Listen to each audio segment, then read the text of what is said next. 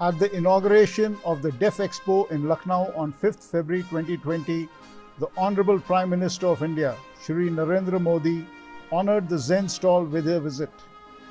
During the briefing by Mr. Kishore Dutt Atluri, President Zen Technologies, on the various systems the company offers, the Prime Minister was very impressed to see the Advanced Weapon Simulator or AWESOM.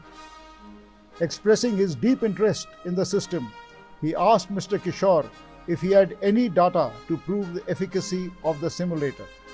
Responding to the question, Mr. Kishore explained that during his first sale in 1996, this was the exact question that the procurement committee of a state police department had asked.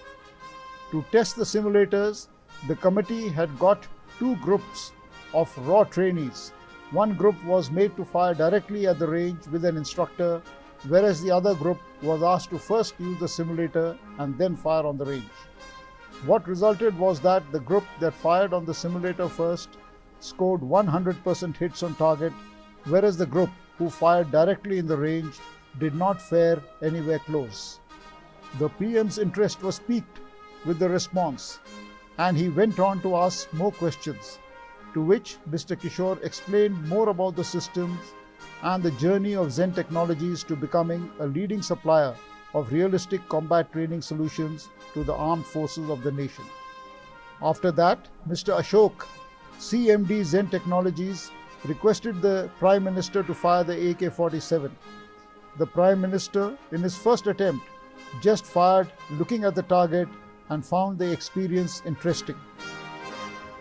With a view to improve his result, he decided to fire again.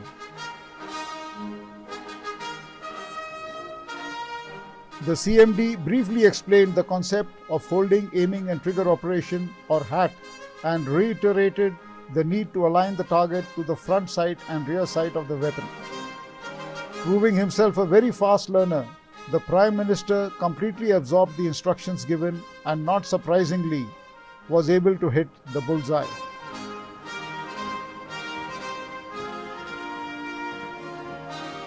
The opportunity to interact with Shri Narendra Modi was an amazing experience for the entire team at Zen Technologies, and the visit will go down in the annals of the company's history as a red letter day.